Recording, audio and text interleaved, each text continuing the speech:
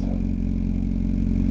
I don't know how many vloggers have got tractors in their vlogs, but I sure do.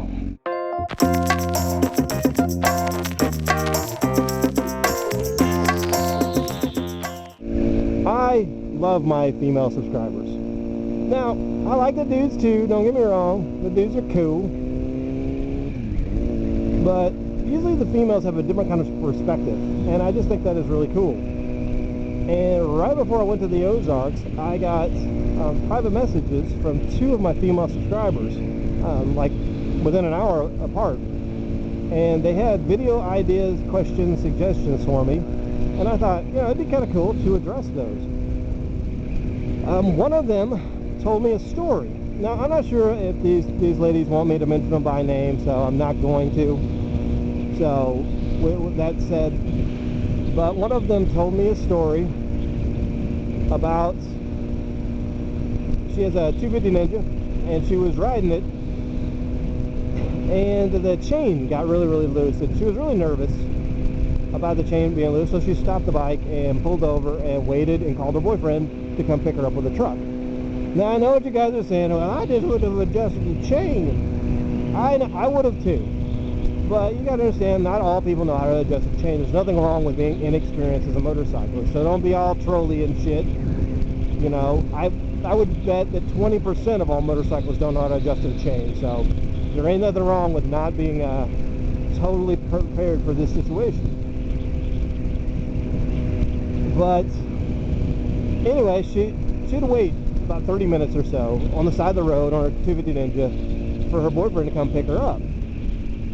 And she told me that probably 5 or 6 motorcyclists drove by her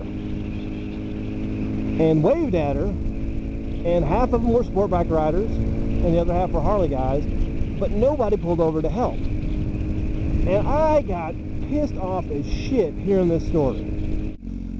But the reason this made me so mad is that, you know, the reason you wave at a motorcyclist is that it's, you know, you guys are in a weird way, you're family. When you decide to get that license and get that bike, you kind of take on certain responsibilities as a motorcyclist. What the hell is this? Wetness. I'm gonna get my boots wet. And one of those responsibilities that you have is helping other motorcyclists. Now, I don't care if you're a sport bike rider and they're a Harley guy, and I don't care if you don't have any experience, if you have no tools, if you have no mechanical know-how, you still should pull over and help the fellow motorcyclist. I'll tell you a couple stories to relate this to you. Tracy one time pulled over for, he found a Harley guy on the side of the road had a blown out tire. And Tracy had a flat tire kit, so he's like, well, I'll help this dude out. And he pulled over and offered to help the dude. But unfortunately, the dude had like a tube tire, old school Harley tire, and Tracy's tire kit was for a tubeless. He couldn't help, but he still offered to help. And the thing is what Tracy did there, though, was he left an impression as an ambassador of motorcycling, you know, in this Harley guy's eyes, that, hey, a sport bike rider is going to pull over and offer me help, you know. And basically he did a good thing. He didn't help the guy, but it definitely was worth doing. A story that I can relate to you is the last time I pulled over for a motorcyclist. I was still in Hawaii. I was up on the North Shore, coming out of Haleiwa, and I was going through these curvies to this backwoods of this pineapple field, just hauling ass. And I fly around this corner and I see this GSX-R just watered up in a ditch. And there's a kid sitting there on the side of the road, just sitting there. And his jeans are torn and his knees all bloody. And I shut the bike down and I offered to help the kid out. And I'm like, hey dude, you alright? And he's like, yeah, blah, blah, blah. And the bike will not run. It's totaled. It's done. He had, you know, overshot the corner and went off into the abyss. And so I go out there and I help him out. I help him pick up the bike and get it off out of the dirt and onto the road and stuff, so it's actually standing upright again.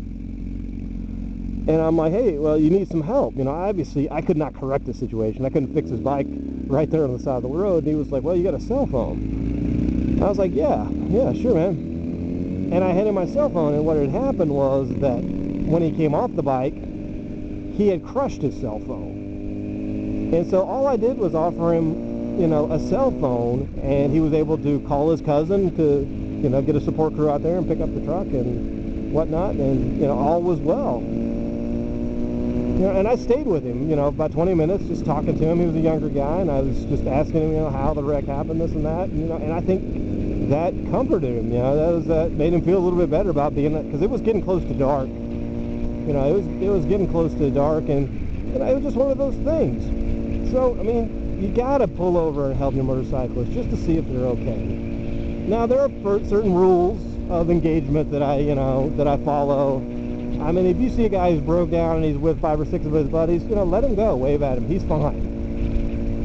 I mean, if you're a sweet little petite female and you see a big scary biker Harley guy with no teeth and prison tattoos, you probably should just leave him be. Somebody will help him out, you know, just for your own safety.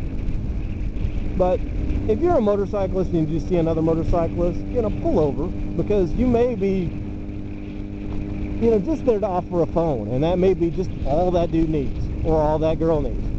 And that's the point that really pissed me off, is that this was a female, and these dudes passed her up. That's where it really just, that's what really made me mad, because, you know, I'm a southern boy, you know, born and raised Shawnee, Oklahoma. I was raised by a single mom who had to work nights just to feed us. And one thing I learned from her is that you always help out a female in need. That's just what you do. That's part of being a man. That is, you know, one of the things you do as being a man. It has nothing to do with being a motorcyclist. So if you're not up for that kind of responsibility of helping a female out, you know, I don't care if she's a big bull dyke, you know, she's still a woman. Oh, this guy is pissing me off. But if you're not up for that responsibility, go on home and get in front of your computer and turn on your, you know, War of Warcraft or whatever that shit is, and, you know, don't come outside till your balls drop, because I think I've ran it enough, guys. I'm crossing over back into Nebraska, and I will see you on the road.